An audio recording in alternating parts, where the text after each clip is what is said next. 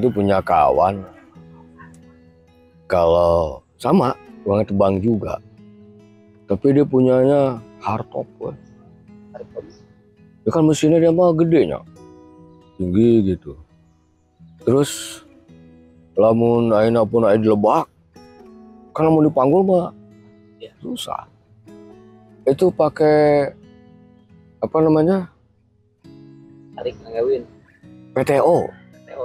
PTO na buat gue. Yang juga ya suka ini nih.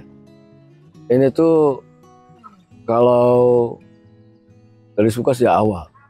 Iya, tuh perlu boga, tuh kudu aya jalan mobilnya mah. Sama dengan hardtop begitu. Ini sudah ada PTO-nya dan mesinnya sudah diganti nih. Kalau yang asli kan cuma 800. Kangge kayu mah ieu na udah sae. Masih. Malus deui nya. Sae deui. Iya. Kayak kayu mah dipayun di. Alhamdulillah.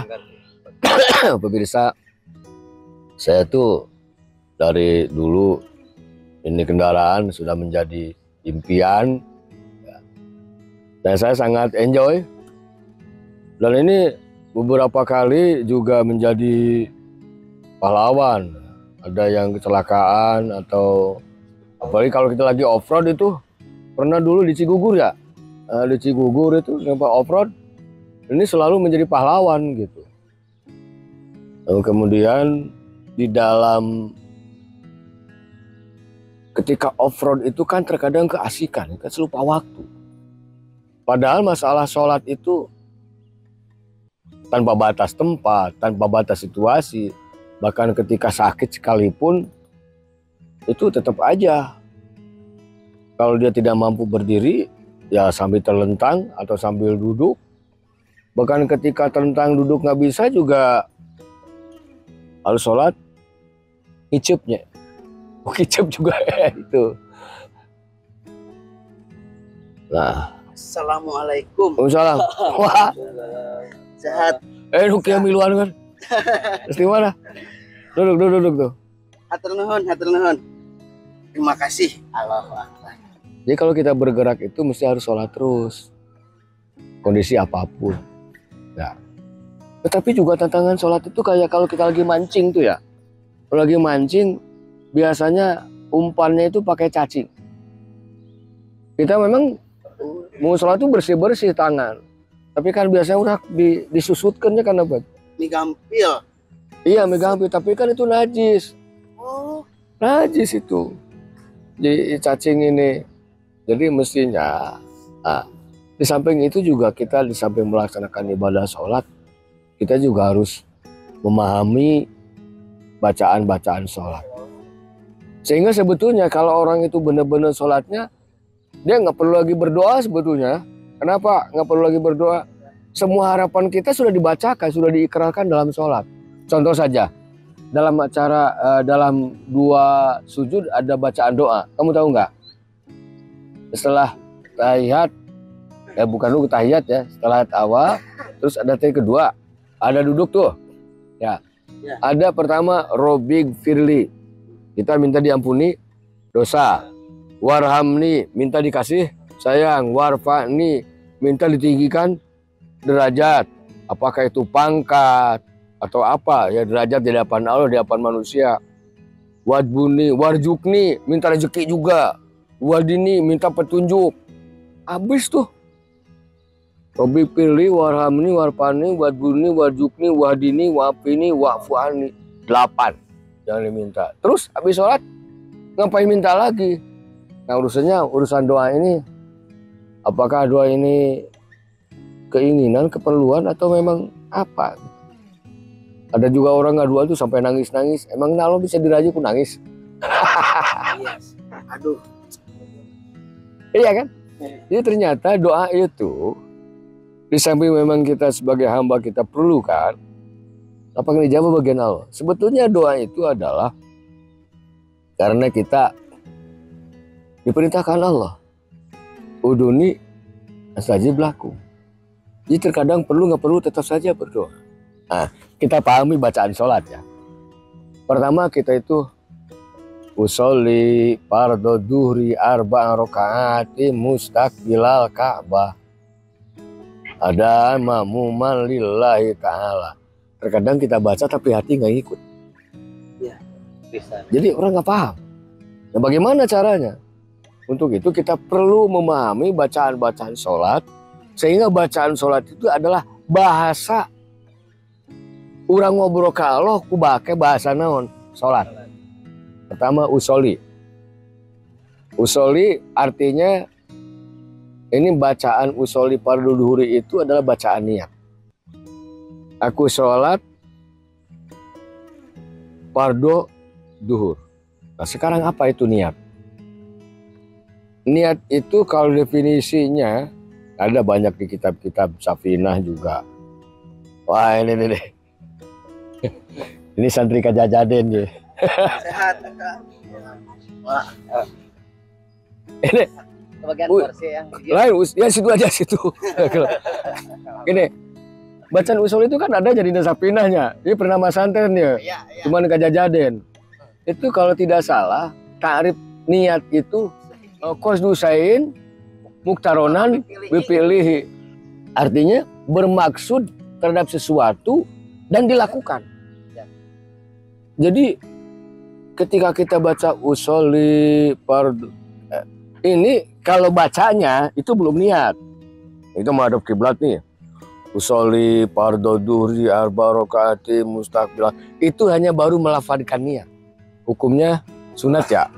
Nah, sunat. Ini gini-gini juga santri loh. Kebetulan ini 3 orang nih. Cuma nanti aja yang berdua yang beda. Ini Asep. Cuman ini Asep ganteng gitu. Yang ini Asep puluh. Ya Asep gitu. Jadi membacakan niat ini itu awalnya membacakannya hukum itu hanya sunat. Tapi yang terpenting ini niat ini kan bagian rukun sholat ya. Yang paling pertama itu rukun sholat. Jadi apa yang kita bacakan tadi usolli fardhu itu ketika kita mengucapkan niat itu dalam hati itu harus ada dalam hati. Usolli aku niat sholat bermaksud melaksanakan sholat. Bermaksud melaksanakan sholat. Sholat kan macam-macam harus ditentukan. Apakah sholat duhur, sholat asar. Kalau sholat duhur lalu usolli fardhu asri nggak jadi. Ya itu harusnya diniatkan juga fardu. Dan fardunya juga harus disebut dalam hati itu gitu. Bahwa saya bermaksud melaksanakan ibadah fardu, bukan sunat. Fardu duhur, atau fardu asar, atau fardu maghrib. Nah, usolli fardhu arba'a rakaatim, 4 rakaat. Kalau maghrib kan 3. Kalau umpamanya tidak arba'a rakaatim nggak jadi juga. Jadi usolli fardhu arba'a rakaatim mustaqbilal Ka'bah, menghadap ke Ka'bah. Jadi kalau di kita ini ke barat, jangan ke timur. Tapi ada juga tuh yang nyasar-nyasar ya. Soalnya sesekali katanya kemana? Kawetan. Itu orang Garut. Balada. Aduh. Pangkeun tapi abi Asep Sutisna. Asep deui wae. Ya calik Sep lah ngepor ya bawa porsinya Sep. Yes. Ah gitu Sep. Waduh. Jadi ini sekarang didominasi. Yang luar Asep keluar. Habis senis Asep ditambi gini gitu.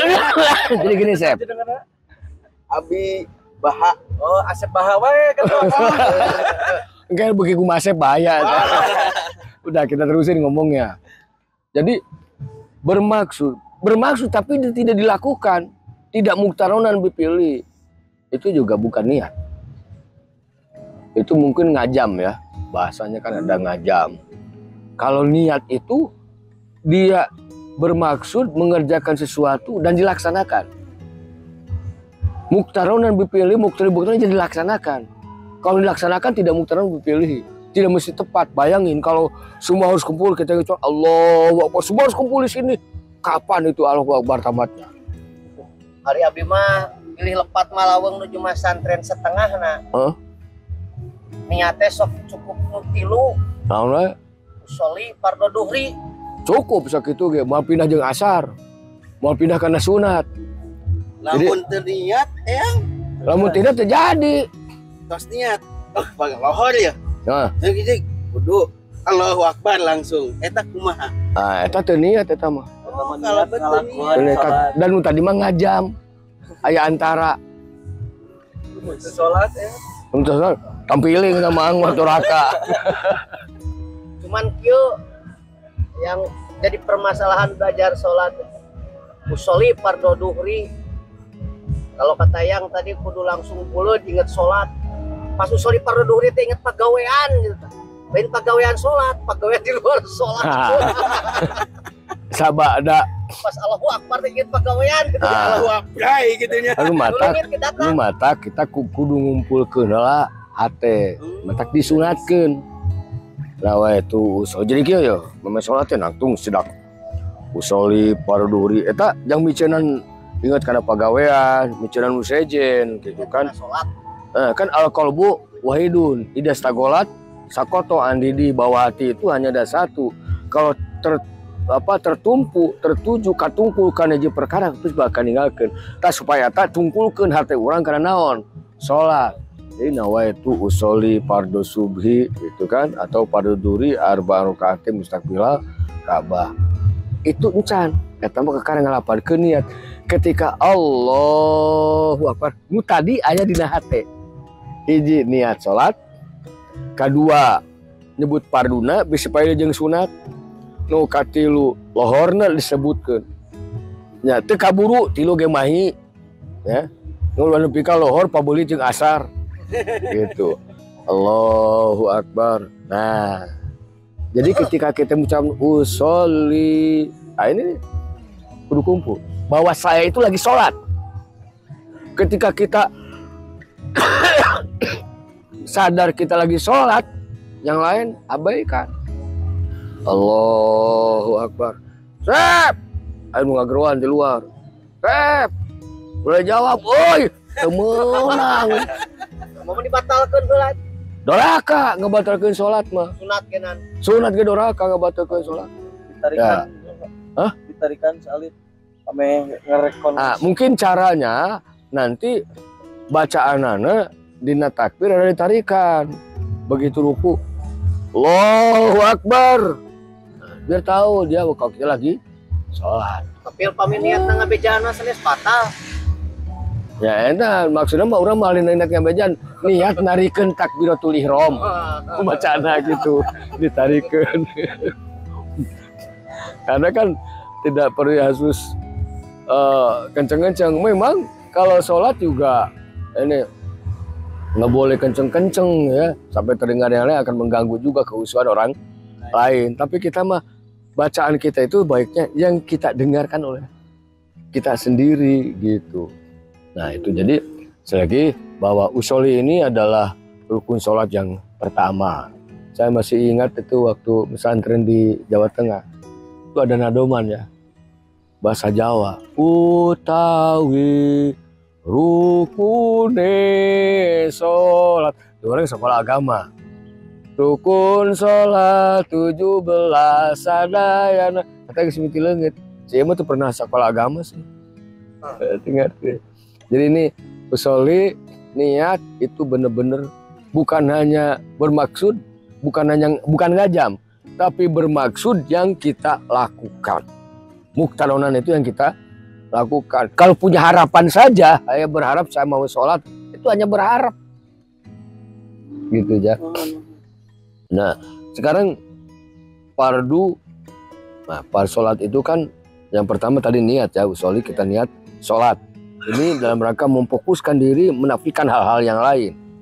Karena sekali lagi tadi bahwa tadi teh saya sebut al-qalbu wahidun, bahwa hati itu hanya satu. Ida stagulat apabila katungkul, tertuju, terfokuskan kepada sesuatu, maka dia akan lepas dari yang lainnya. Ketika kita katungkul ke kabogoh, nu sejen nugulis gua di kabogoh. Cicing sama can buka kabogoh. Payu. Hah? payu. Lain di payu encan karunya lu sebut payu. Acan beres ehang eta. Eta kan ieu ke cenderek bebeja itu minta jodoh ka mah. Ari cek aya teh kudu ka puskesmas heula mun mah. Nyuhunkeun surat keterangan. Kos ini dengan demikian karena kita tidak ingin katungkul ya, terfokus dengan yang lain kita soli aku nih lagi sholat. Ya. Sehingga demikian yang lain lepaskan. Kok selalu ada saja iblis tidak pernah berhenti. Ya, makanya ada istilahnya kalau kalimat itu adalah maksuda apa? Adalah matlubai lalu supaya tetap dalam koridor aturan-aturan Allah yang sudah di usoli pardo. Pardo itu keparduan kewajiban bagi kita. Dan dalam masalah pardo tuh kalimat pardunya aja bahwa sholat itu adalah kewajiban bagi diri sendiri itu yang paling pertama tentang keimanan. Oh, lah, sholat pardu. Supir nangan kejo sia teh ada sholat hanteu mohon kita doraka. Ini pertama, ini yang paling pertama sebelum pilunya, yang paling pertama adalah diterima bahwa sholat itu fardu bagi saya, kewajiban bagi saya. Itu terima. Perkara dia belum bisa melakukan, dia hanya berdosa karena tidak melaksanakan sholat. Tetapi imannya aman. Jadi kalau nanti di akhirat dia masuk neraka dulu, karena apa? Karena sholat. Tapi satu saat dia akan kembali diangkat dari neraka untuk masukkan ke surga karena ada iman bahwa sholat adalah kewajiban bagi dirinya. Ini aplikasi atau pelaksanaan dari tasdik. Roditu billahi roba. Aku ridho kepada Allah mangeran. Ini kalimatnya roba, bukan ilahan. Kalau ilahan kan hanya Tuhan saja. Kalau roban bertuhan itu dengan kesiapan menerima segala aturan. Karena robu ini ada 3 makna. Pertama al-kholku, pencipta. Ente hidung, uing hidung, ente hayang bodas. Sami.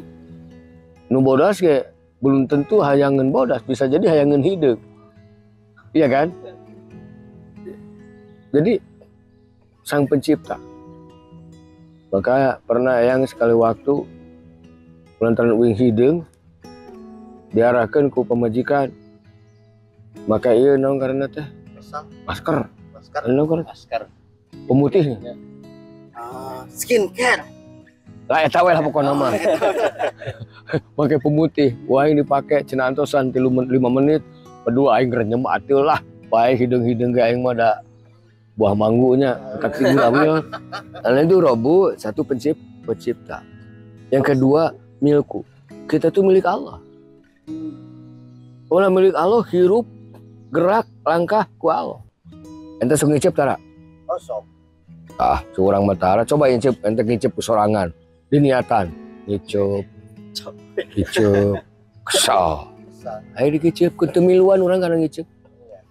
Oh iya. Tong ngicip napas, lamun urang nawe itu napas. Mulai pegawaian usejen. Ku Allah di napas. Milku eta. Hah? Milku eta. Eta milku.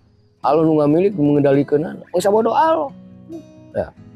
Lah ieu cicing sama teu menang gerak coy. Ente nya kalan suku eta ti irami tina. Moal sadar.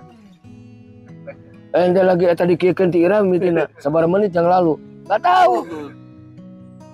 Iya kan? Bahwa segala apapun yang terjadi itu bikudotila biroda tila. Bahwa jadi rodi itu beli roba, ya kita ini milik Allah mangsa bodo Allah gitu di kieu ge. Ini nyulanya salah aing teh bodas aing sangsara pada hidung. Tong salah hitam ge hitam manis. Tiga kali biar di mana. Meskipun hitam sih nanti. Demi nanti malus ya. Jadi pertama kolku, kedua milku. Yang keempat ada robu, mengurus. Allah yang mengurus kita. Artinya Allah yang mengatur kita. Allah banyak aturan. Artinya ketika rodu itu bilai roba, apapun aturan yang engkau berikan kepada aku siap melaksanakan. Aku terima walaupun aku belum bisa melaksanakan. Itu robu. Punaon teu rodu itu bilahi ilahan. Tapi rodu itu atau rodu itu bilahi malikan. Tapi rodu itu bilahi robba. Nah, di sini begitu juga kepada sholat. Jadi usoli fardu ini harus diterima sebagai kewajiban, bukti aplikasi daripada rodu itu bilahi robba. Wabil Islami dina jeung saterusna. usolli fardu duhri. Ini juga karena sholat itu kan ada waktu-waktu, muakkotatan, ada waktunya. Waktu duhur setelah matahari bergeser ke arah barat, kemudian ini ke arah timur. Kalau asar beda lagi, kalau maghrib begitu matahari terbenam. Kalau subuh fajar sebelum matahari terbit. Jadi ada waktunya. Makanya sampai kita sholat di waktu duhur, sholat asar. Kalau gini, kan ada orang ngomong kalau hanya ro'yu kita nih, pemikiran kita, tanpa kita rodi beli robi siap diatur. Ini subuh kok kita habis istirahat panjang kok cuma 2 rakaat sih. Ya, kenapa nggak 10 sekalian olahraga? Sementara duhur lagi repot-repotnya harus 4. Lalu bilang, mumpungnya saya ayo ngame jongjon lohor ge ayeuna we. Terus sekalian jeung asarna amit nggak bisa.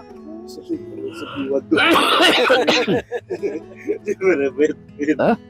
Soalnya fardu subuh wa duhur ya. Jadi dirangkepkeun nggak boleh. Punten ya guru aya masalah jika sabetaheun teh duka teh kieu tah. Jadi lah sholat teh cukup niat teh. Ya lamun itu dahar ge cukup niat we. Warga. Awet beas. Jadi ini niat ini adalah qasdu syai'in atau qasdul fi'li. Apapun ya. Makanya kata Rasul kan innamal amalu biniat walikulli imri'in manawa. Ente mah memanawian. Salah gitu. Jadi segala sesuatu itu tergantung dari niatnya. Lamun urang teu niat ka Surabaya moal nepi. Lamun urang teu niat ka Jakarta moal nepi. Gini cina urang ujug-ujug datang ke Jakarta, lamun mana niat ka Surabaya, tapi jidul ka mana ke Jakarta, eta mah ngaranna sasab. Loba nu kitu. Niat ka Cirebon moal nepi ka Pangandaran. Di Jakarta rek ka Cirebon juga ka Pangandaran sasab eta. Betak inama malu bini. Nah ini tukang kaya. Dia bisnis bagaimana? Niatnya dengan batik memang benar. Tapi ulah sasab naon tuh? Nuana ulah sagawaya kai. Dipilih no ngaruksak alam. Kacik Allah wala tufsidu fil ardi ba'da islah. Iha teu meunang yang karusakan di muka bumi. Digunulan sekaligus cai leungit. Tapi kumaha nuarna? Ini kudu aturanana. Nuarna dipilih ulah kabeh sebagian gitu kan ulah sakalikeun. Lagian lamun sakalikeun beak di leutik-leutikna. Tungtuna kayak ngadaguan ngajual di kai hese. Tapi ditebangan ulah pan ulah deda heula tarik. Terus tunggulna alusna tunggulna ya. Kalau dia ini tunggul ini nanti akan bertunas lagi sirungan deui seperti jati kan sirungan deui. Mahoni sirungan deui ulah dialah jeung naonna jeung tunggulna biarkan supaya dia tumbuh lagi sehingga pelestarian alam juga terjadi. Jadi Payu tunggu teh ya. nah kecuali nangan tunggulna nu paeh. Kan aya tunggul bae gitu kan aya. Saya aja di alana teh kubeku oh mungkin ngaruksak deui di alana kubeku tatanan-tatanan leuwih keris. Karena aya tungguan anu kakuatkeun ageung. Kita urang dimanfaatkeun kangge meja. Eta mah kan beda deui eta mah daripada dikerem gede wali keris. Manfaat cokot eta mah kan eta mah hoen mas alfa umlinas eta mah. Aya dalil. Aya dalilan eta mah. Pang-pang-pung. Nah jadi ini persoalan-persoalan niat apapun kita ini. Tahu pami niat jamak. Nah ini niat yang pertama tadi ada niat sholatnya sendiri ya. Yang kedua kita ini umpamanya mau sholat jamaah. Kita niatkan kalau jamaah takdim ataupun jamaah takhir ikrar niatnya pada sholat yang pertama. Umpamanya kita menjama asar jamaah takdim ke duhur. Maka niatnya jamaknya itu di waktu sholat duhur. Kan setelah dulu nanti sholat asar. Nah, waktu sholat asarna teh kedah niatan jamak deui atuh napi kumaha? Cekap unu pertama tadi. Berarti waktu netepan duhur dina waktu asar. Terus langsung sholat nawaitu sholat asar we. Ya tambahan berjeng jamak boleh. Kita cukup nawaitu sholat habis sholat asar geus. Cuman tidak adaan. Oleh karena tidak adaan maka pakai kalimat majmu'an. Kumaha nganiatanana? Nganiatanana. Nah iya teh. Ngaji. Paling teh keur ngaji maneh karunya bejaan. Kumaha. Cara niatna kumaha? Lohor dina asar. Jamaah takdim, soli fardu duhri, majmu'an, tak perlu disebut majmu'anana. Niat salat sunah we di mah hese lah harap mah. Itu adaan. Itu adaan. Majmu'an. Majmu'an. Majmu'an. Yangnya Awal takliman. tengah aya pisan aya. Oh atuh. Nah jamaah dihijikeun di awal. Dihijikeun di awal majmu'an maksudnya jamaah taklim. Jamaah taklim teh diawalkeun. Atawa jamaah tahir majmu'an takhiron kan. Tapi dihijikeun paneurikeun. Artinya dipaneurikeun waktuna. Kan dina waktuna salat mah anggar we tartib. Jamaah tahir anggar lohor heula tuluy asar. Jamaah takdim lohor heula tuluy asar, ulah kali dibulak-balik kena. Untuk syaratnya bagaimana? Untuk syarat-syarat dalam melaksanakan ini ada apapun ada prosedurnya. Itu untuk bisa kan ada jamaah itu hanya di jamaah saja disatukan. Rakaatnya utuh. Duhur dengan asar disatukan di jamaah awal atau akhir, takdim atau jamaah tahir. Itu soal duhurnya 4, asarnya juga 4 rakaat. Ada lagi jamanya dikosor. Dikosor itu diringkas. Yang 4 jadi 2. Agama itu nggak sulit. Yang sulit itu narimana. Jadi ini seorang supir nih ngajar sholat. Nah, jamaah takdim rusuh, paku segala macam jamaah takdim atau jamaah tahir. Ini bisa dikosor 2 rakaat. Nah, kalau untuk jamaah saja tanpa kosor itu sekitar batasnya sekitar 60 kilo jarak.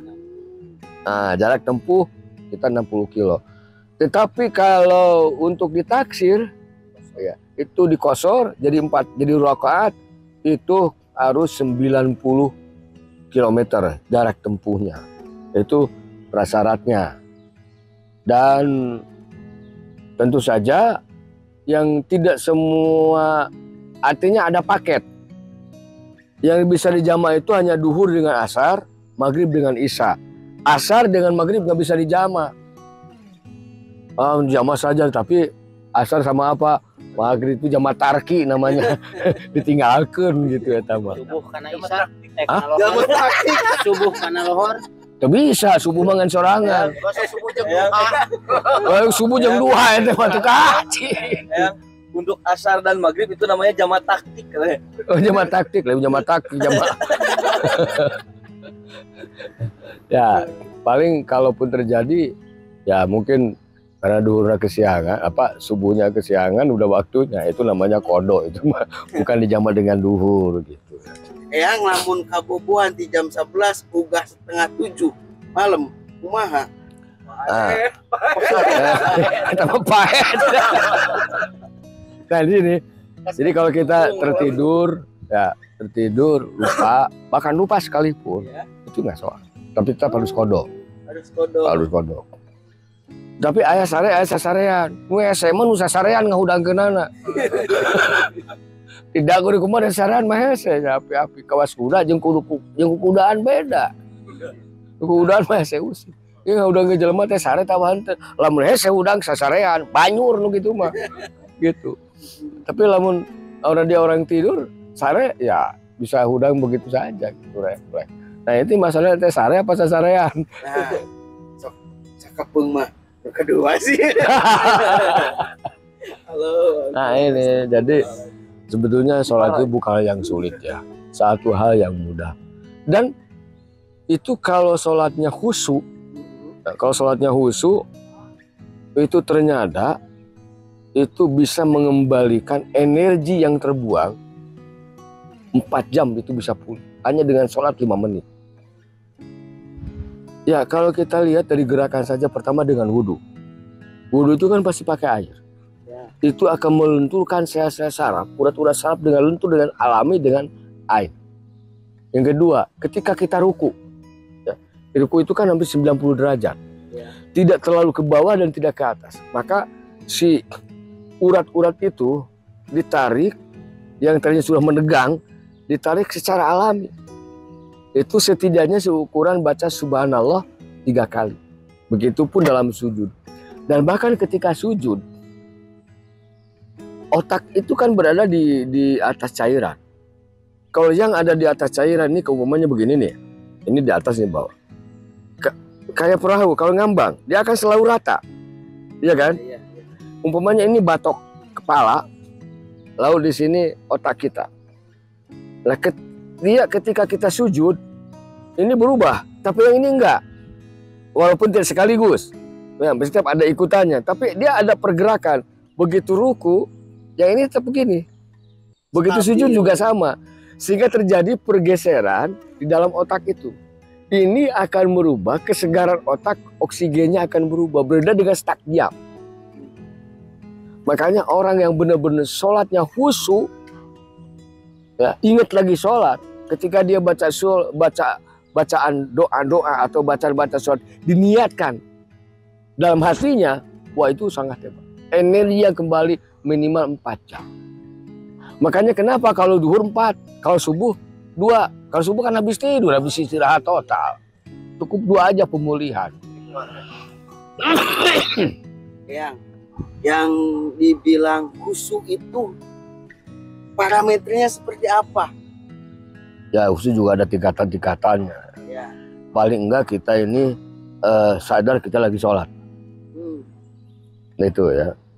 Ketika kita baca usolli, ketika baca kita alhamdulillahirabbil alamin, bukannya membaca Fatihah, tapi alhamdulillah menyatakan betapa banyak yang harus kita syukuri. Biasanya yang kita omongkan itu bentar-bentar astagfirullahaladzim, itu biasanya hati suka sedikit ikutan. Tetapi kalau alhamdulillah jarang. Padahal banyak sekali yang harus kita syukur. Kita dikasih mata 2, alhamdulillah. Saya ini sudah tua, kacamata mata harus pakai kacamata. Alhamdulillah batur mangut bisa nempuk. Uing masih kan bisa kacamata. Ketika matanya cuma sebelah, pecak alhamdulillah uing boga keneh panon hiji. Batur mah boga pisan. Ketika teboga pisan panon, ya, buta, alhamdulillah aing teboga doraka tina naon. Panon. Jadi serba alhamdulillah, kita sebelah bersyukur gitu. Ini siang nih. Iya. Saraos kieu ngaos teh yang. Hah? Jadi ngaji di masjid manunutan. Iya, lagian ngaji itu tidak selamanya harus pakai peci, tidak selamanya harus ke majlis taklim. Dimanapun kita bisa ngaji. Di YouTube juga bisa ngaji. Cuman hati-hati kalau di YouTube. Kenapa? Harus teras. Ini siapa? Kalau dia punya lembaga pendidikan. Kalau orang ecek-ecek begitu, jangan-jangan malah jadi sasa. Pastikan sanad ini. Apalagi pada sanadnya. Apaan sanad tuh? Tuntutan kaluhurna. Tuntutan kaluhurna jadi naik. Jadi ada guru ke guru, guru ke atasnya gitu. Dan orangnya nggak jelas, gurunya nggak jelas. Apalagi cuman dia hanya baca-baca kitab awawena, loh. Payah. Da ieu tara ka pangajian teh kitu cenah sebunutan ya. Aya taroskeun aya. Abdi teh nuju seueur kai sok kadang ngintun ka Jawa, ka DSN, ka Jawa mana? Jawa Barat ke Jawa mana teh? Jawa Tengah. Kan Kange Jama, tetap Jama di Jama tetepan. Tapi itu kadang rutin samingon nuju aya mah 2-3 kali nganterkeun. Apa eta tiasa di Jama teh? Ke mana? Rutin nganterkeun kai. Perjalanan pada ke nganterkeun kai. Nah, naon lagi asal Indoraka mah meunang wae ke Jama mah. Rutin. Itu karena kai. Bisa bus. Karena bus wah bisa di Jama. Tasik Jakarta kan terus rutin ngelen. Biasa nggak Jama.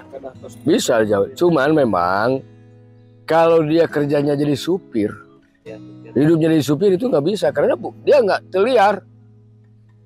Karena Dia kerjanya di situ kehidupannya. Berarti supirnya biasa nggak Jama. Ya, yang profesi Profesi supir, kerjanya supir nggak bisa di Jama. tuh Kalau rutenya fix ya? Karena kalau pekerja supir dimanapun dia tempatnya, Berarti supir mati. kemanapun dia kan di situ kerjanya. Puasa kan tuh udah cenah di perjalanan. Hah? Belum itu puasa teh cenah ingat. Orang macam di perjalanan. Puasa. Nah ini karena nggak banyak yang nerangkan. Dia itu kan kerjanya supir, tok supir. Ya, berbeda ketika supir personal pribadi kan jarang liar ya mah. Terkadang kerja juga bukan supir doang. Tapi di tengah perjalanan mah bisa ya. Ya, saya yang sifatnya sesekali kayak dia nih, kayaknya supir saya secara pribadi, dia makan jarang perginya. Artinya bukannya supir aja, dia kerja juga yang lain. Hanya kerja yang si bos itu, kan selalu pergi dia tuh. Ya, dia mah nyaba. Kenapa nyaba? Apa nih pegawai dari dia nyari nyupir? Berarti teh biasa di jama. Nggak bisa, karena dia ada pekerjaannya di sini. Kerjanya supir. Berbeda dia supir pribadi.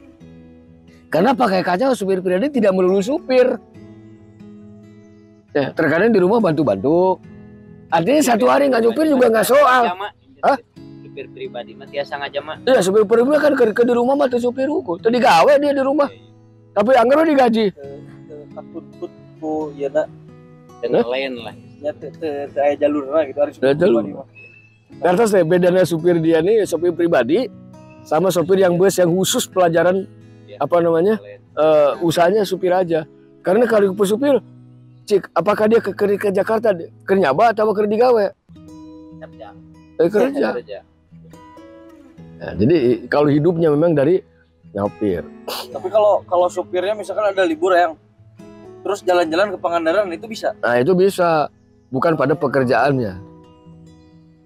Supir secara pribadi, kemudian secara pribadi dia kemana, orang Tasik atau orang Bandung kemana, ke Pangandaran, tapi bukan pada kerja sebagai naon, sopir, itu menang. Ya barangkali ya nanti para ahli-ahlinya bisa ikut komentar deh dia di sini nih, seperti apa konsepnya ya. Karena terkadang juga ada beberapa madhab lain gitu kan, yang bahkan madhab lain hanya ada beberapa kilo asal ini itu, padahal nggak sembarang sabab ini ya. Mesti ada juga batas minimalnya. Dan itu pun yang batas minimal juga ada beberapa madhab. Ya. Bahkan ada satu madhab tidak ada yang namanya jama, apalagi kosor. Itu orang Turki, dia nggak pernah di jama sholat. Terus di jama wae tadi mah Ah, itu mah liur. Ini ke pasar di jama. Jadi deui ya perkalian sholat Jumat. Upami di perjalanan kan Jumat teh wajib. Di perjalanan misalnya ya. Kalau dia berangkatnya sebelum subuh, boleh tidak Jumat. Boleh diganti. Boleh. Bukan berarti sebelum subuh nggak boleh nggak Jumat. Boleh tidak Jumat. Hanya kalau dia berangkatnya setelah subuh, habis sholat subuh, maka dia harus Jumatan. Nah, itu kuncinya, dia berangkat sebelum subuh atau setelah subuh. Kalau sebelum subuh boleh tidak Jumat, bukan dilarang, boleh tidak Jumatan. Tapi kalau berangkatnya habis subuh, nah itu harus Jumat. Oh yang satu lagi. Kan kemarin dari Pangandaran ya. Yaki jama tadim, duhur ke asar. Tiba. Jam kumaha, jam takhir. Asar ke duhur di Pangandaran. Jam takhir. Jama tadim, asar ke duhur. Oh iya. Nyampe Huda sebelum asar itu asarnya harus sholat lagi atau tidak? Ini juga hilafiyah lagi ya. Ada yang bilang tergantung dari waktunya. Karena kita sudah prediksi gitu. Ada yang bilang nggak usah, kita sudah sholat, memang datang sebelumnya. Ya itu di luar prediksi. Tapi kalau umpamanya sampai 1 jam begitu, sholat lagi. Nah itu harus wayana, tambah kudu lagi. Asik nih ngomong itu. Tentangnya berbicara tentang sholat itu banyak. Tapi kita nanti ini nggak kerja juga, dia nggak jadi kayu ya. Nah ini juga aneh belum mancing kan, belum mancing ya. Pemirsa kayaknya cukup sekian saja, mohon maaf. Kalau ada salah-salah kata ya maafkan. Kalau penasaran boleh tanyakan di kolom komentar ya. Jangan lupa subscribe, like, share, and comment. Terima kasih. Assalamualaikum warahmatullahi wabarakatuh. Salam.